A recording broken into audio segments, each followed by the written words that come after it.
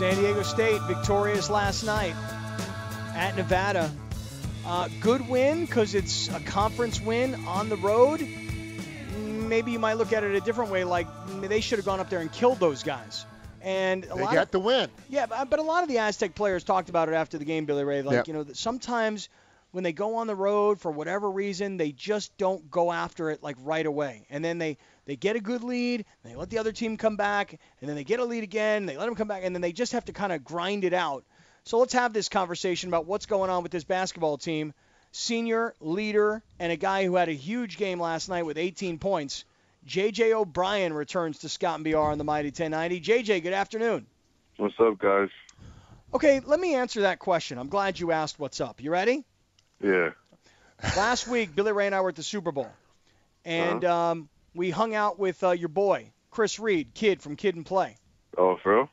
Totally for real. And we were telling him that not only were you still rocking the high top fade, but that Malik Pope jumped on the bandwagon, you know? Mm-hmm. Yeah. So he said, well, what game should I come down for? And I'm going to ask you, what game should he come back down for? Either Colorado State or Wyoming. Those would probably be the biggest home games to finish out. Well, I said Wyoming, and he was like, Wyoming? I'm like, I know, like, it doesn't sound sexy, but I'm telling you, like, they're really good. And didn't they beat Colorado State last night? Yeah, they beat them at home. Yeah, so that's going to be – I think Wyoming's the right game. I think you're right. Yeah, or Colorado State. Colorado State is great, too. So those are two good home games. Yeah, in the meantime, Colorado State, that's the game that's going to be – well, first of all, it's Valentine's Day, and it's a revenge game. What does Valentine's Day have to do with it? I don't know, JJ, got any Valentine's Day thoughts here? We gotta make sure everybody finishes the night with love in their hearts. So we gotta get a win for everybody. There you go, my man. Came through. JJ, 18 points for you last night. Kind of an offensive explosion. Although, check me on this. Are you, for some reason, consciously or subconsciously, being more offensively aggressive over the last couple of weeks? I think I do a good job of just taking what the defense gives me. So when I see the opportunities to score, I'm gonna take them, and I've just been seeing it more lately. So I don't really come into a game saying I'm gonna shoot a lot this game or I'm not gonna shoot a lot this game. I just go with the flow, and what happens happens.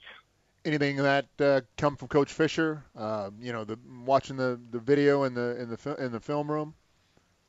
I mean, yeah, that's helped a lot too. Just seeing the opportunities where I can score, where I can do different moves to score.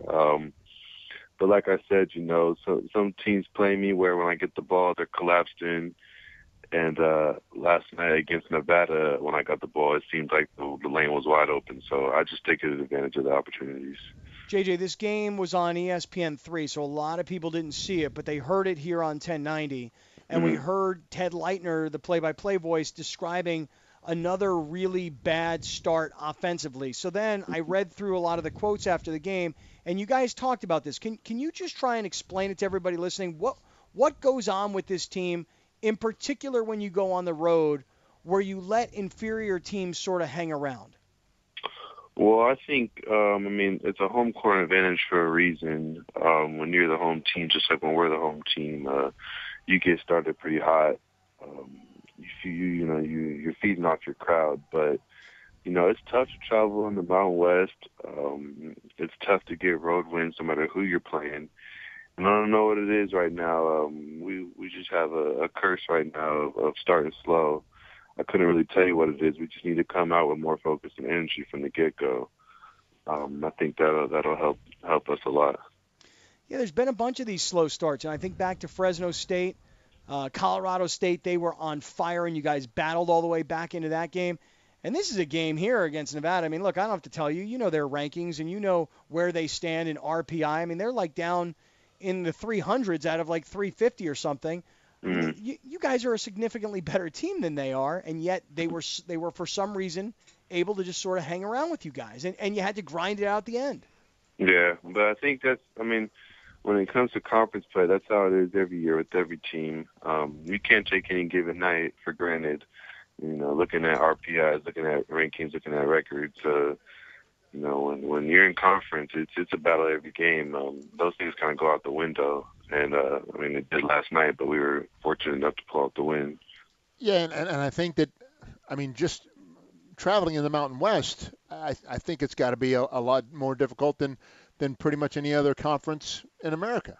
Yeah, that's an underrated aspect of our conference that people don't really realize is traveling. It's tough. So, it's something that we got to deal with and get better at. J.J. O'Brien, senior leader of the San Diego State basketball team, 18 points last night in the win over Nevada. Hey, J.J., there was an interesting piece today that was about last night's game. Coach Fisher always says things like, these are the things that don't show up in the box score. And he talked about a play late in the game where the ball's flying around all over the place. You come from the paint, dive in, get the ball, it's popping around. Next thing you know, there's another possession. Ball is rebounded. You get the rebound. You're passing it around. I mean, and I'm saying all this, and I wish I would have seen it to really appreciate it. But he says these are the things you won't see from J.J. O'Brien in the box score. Can you describe what happened in this series? Yeah, I remember it. We had set an inbounds play for me to go set a screen for AQ.